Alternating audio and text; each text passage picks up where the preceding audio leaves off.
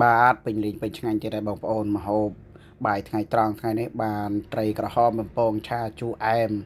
របៀបធ្វើគឺងាយបងប្អូនឥឡូវខ្ញុំរៀបរាប់ប្រាប់បងប្អូនត្រួសសិនហើយបងប្អូនអាចចាំទស្សនានៅវីដេអូវែងបានជាដំបូងនេះបងប្អូនគ្រាន់តែយកត្រីក្រហមមួយក្បាលធ្វើឲ្យស្អាតមកយើងបំពងវានៅពេលដែលដាក់ខ្លាញ់ប្រេងឆាចូលទៅបងប្អូនដាក់ជាមួយនឹងម្សៅឆាដើម្បីកុំឲ្យត្រីវាជាប់ហើយនឹងកុំឲ្យផ្ទុះហើយបន្ទាប់មកបងប្អូនយើងយកបន្លែយើងដាក់ឆាចូលគ្នាមកកុំភ្លេចបងប្អូនប្រើជាមួយនឹងទឹកម្ទេសឬក៏ទឹកប៉េងប៉ោះ